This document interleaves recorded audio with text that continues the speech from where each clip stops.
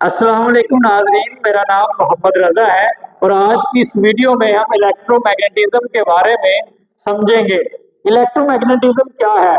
1820 के अंदर professor Austin ने एक एक्सपेरिमेंट किया। वो एक्सपेरिमेंट क्या था?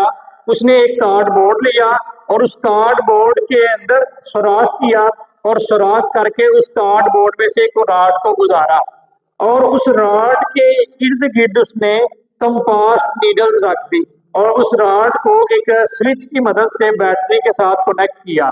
जब उसने स्विच को ऑन किया तो इस वायर में से करंट ने फ्लो करना शुरू कर दिया। जब इस कंडक्टिंग रॉड में से वायर करंट ने फ्लो किया तो उसने एक खास ऑब्जर्वेशन की।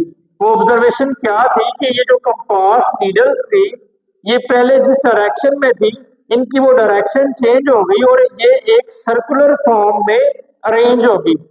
इस बात ने प्रोफेसर ऑस्टिन को बहुत ज्यादा हैरान कर दिया कि आखिर कंपास नीडल्स ने अपनी डायरेक्शन को चेंज क्यों कर लिया है, ये क्यों सर्कुलर फॉर्म में अरेंज हो गई है। उसने फिर इस स्विच को क्लोज कर दिया। जब स्विच बंद कर दिया यानी बैटरी को डिस्कनेक्ट कर दिया तो उसने देखा कंपास नीडल्स दोबारा अपनी डायरेक्शन उन्होंने रीअलाइन कर ली। तो वो बार बार स्विच ऑन करता, बैटरी को कनेक्ट करता और करंट को फ्लो करवाता और देखता कि बार बार कंपास नीडल्स जो है वो अपनी डायरेक्शन चेंज कर लेती और सर्कुलर फॉर्म में अरेंज हो जाती।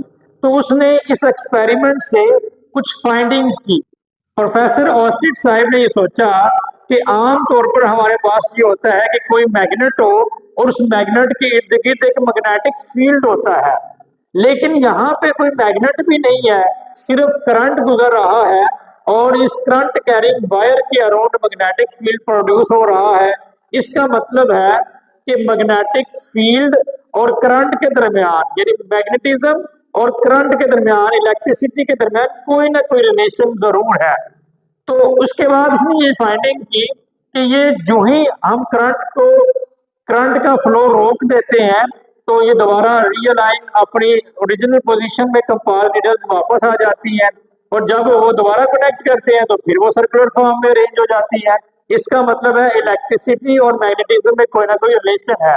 तो इलेक्ट्रोमैग्नेटिज्म फिजिक्स की एक ऐसी ब्रांच है जिसमें हम इलेक्ट्रिसिटी और मैग्नेटिज्म के दरमियान उस रिलेशनशिप को जानने की कोशिश करते हैं। हम कह सकते हैं the branch of physics in which we study about relationship between electricity and magnetism known as electromagnetism. अब ये जो इलेक्ट्रोमैग्नेटिज्म का कंसेप्ट उसने इंट्रोड्यूस करवाया तो उसमें उसने कुछ फाइंडिंग्स की थी। वो फाइंडिंग्स ये थी कि magnetic field around the current carrying wire उतनी देर तक रहता है जितनी देर तक उस वायर में करंट फ्लो करता रहता है। दूसरी बात, उसने फिर इस बैटरी की पोलैरिटी को चेंज किया।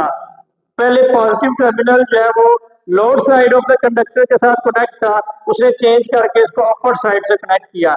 जब बैटरी की पोलैरिटी चेंज की तो करंट अप साइड की तरफ जाने के बजाय डाउन साइड की तरफ फ्लो करना शुरू हुआ।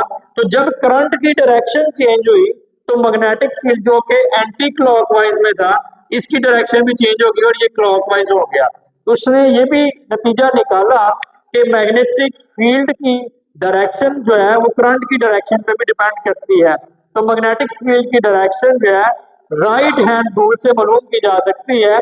अगर किसी भी कंडक्टर में करंट फ्लो कर रहा हो तो आपने करंट की डायरेक्शन में अपना राइट हैंड का थंब रखेंगे और अपनी फिंगर्स को कर्ल कर लेंगे।